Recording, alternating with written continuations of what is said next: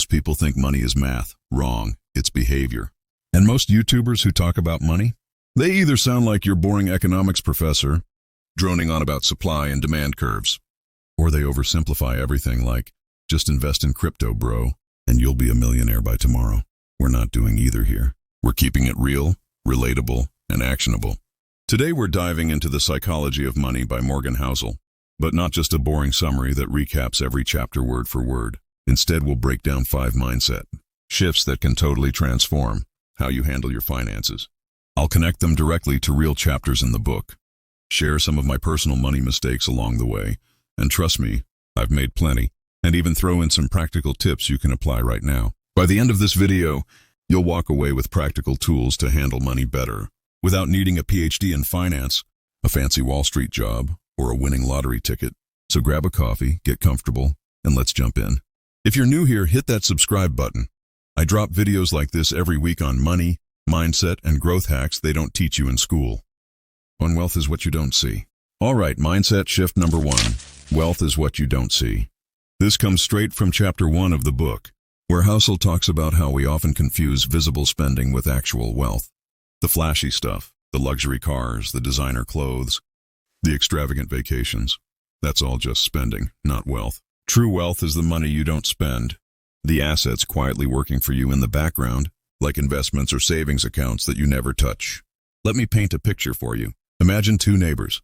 One drives a brand new Ferrari, lives in a mansion, and is always posting about their latest trips to Dubai. The other drives a modest Toyota, lives in a regular house, and doesn't flaunt anything. Who do you think is wealthier?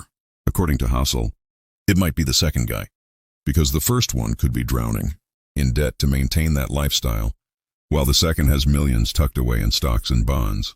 I remember getting my first decent paycheck back in my early 20s. I was working as a junior marketer, pulling in about $3,000 a month after taxes.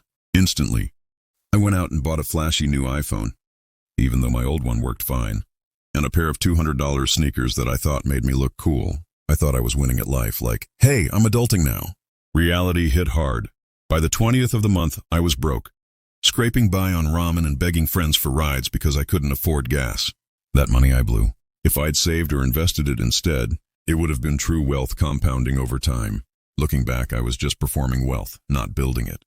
Housel shares a story in the book about a janitor who lived frugally his whole life and ended up leaving millions to charity when he died. No one knew he was rich because his wealth was invisible. Contrast that with celebrities who go bankrupt despite earning millions. Think Mike Tyson or Johnny Depp. They spend it all on visible luxuries.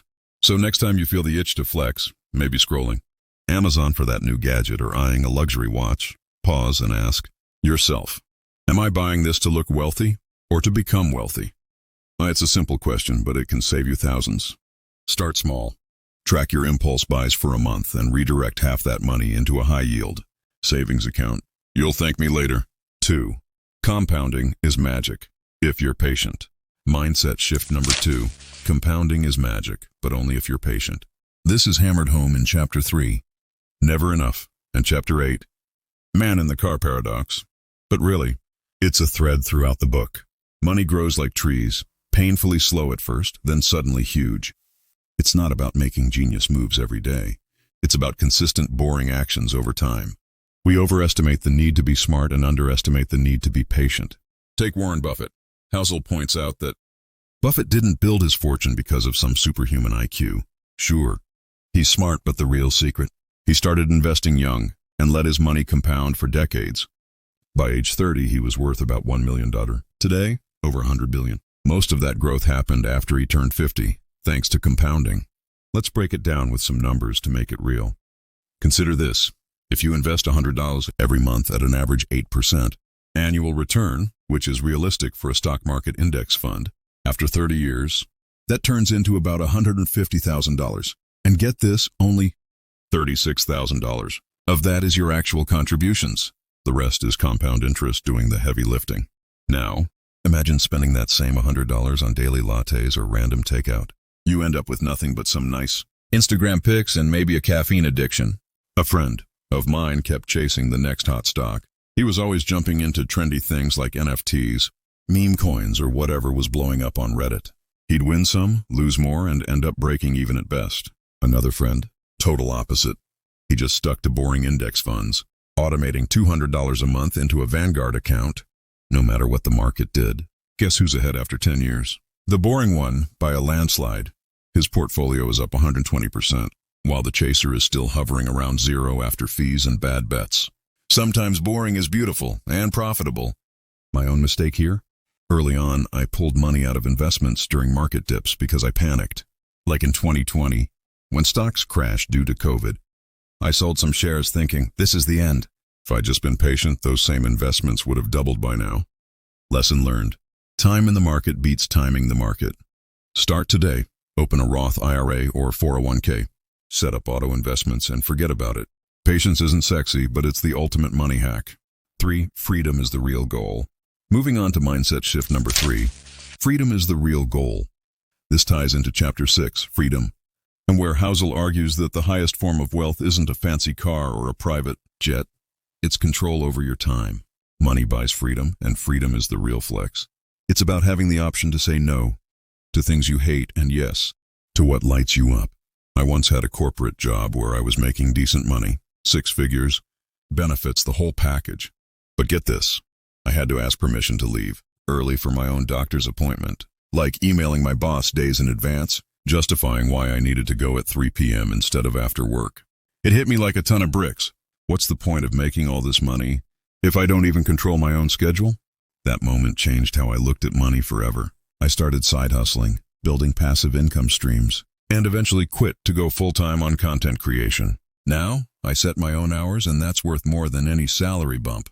Housel gives examples like doctors or lawyers who earn a ton but are chained to 80-hour weeks versus someone with a modest income but total flexibility. Owning a Rolex is cool, sure, but being able to wake up on Monday at 10 a.m., brew coffee in your pajamas, and decide to take the day off for a hike, that's true luxury.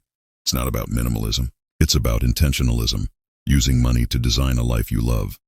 So, build a cushion of savings, not for more stuff, but for choices. Every dollar you save is a tiny slice of freedom. Aim for 3 to 6 months of expenses in an emergency fund first. Then think bigger. Invest in assets that generate income, like dividend stocks or rental properties. I started with just $5,000 in a brokerage account, and now it pays me quarterly dividends that cover my groceries. Freedom isn't free, but it's worth every saved penny. Or luck and risk shape more than you think. Mindset shift number 4. Luck and risk shape more than you think. This is from chapter 2, Luck and Risk, and where Housel explains that success isn't just hard work or smarts. It's often a roll of the dice. Bill Gates became Bill Gates partly because his high school had one of the few computers in the country back in the 1960s. That's luck. He got early access that most kids didn't. On the flip side, many smart, hardworking people fail simply because risk didn't swing their way. Think about entrepreneurs who launched during a recession or investors hit by black swan events like the 2008 crash. Housel warns against comparing your path to others. Everyone has different luck. Social media makes it worse. We see the highlights, not the hidden struggles or fortunate breaks. Personally, I got lucky with my first viral video. It hit during an algorithm change that favored finance content. But I've also taken risks that bombed, like investing in a startup that folded. The key? Diversify your risks. Don't bet everything on one stock or idea. And when you succeed, stay humble. Luck played a part. When others succeed, don't envy. Their luck might be different. Practical tip, build margins of safety. Save more than you think you need. Invest conservatively. And plan for worst-case scenarios. Luck isn't controllable, but your preparation is. 5. Everyone has a money story. Finally, mindset shift number 5. Everyone has a money story. This draws from chapter 4, No One's Crazy, and chapter 9, Tails, You Win. Housel says no one's crazy with money. Everyone's behavior makes sense based on their background. For instance, someone raised during high inflation in the 1970s might hoard savings like a squirrel with nuts, while another raised in the booming 1990s spends freely, expecting endless growth. My money story. Grew up in a middle-class family where my parents argued about bills every month. It made me overly cautious at first, then rebellious, spending wildly in my 20s to prove I was different. Understanding this helped me rewrite my script. Now I balance saving with enjoying life. See you in the next one.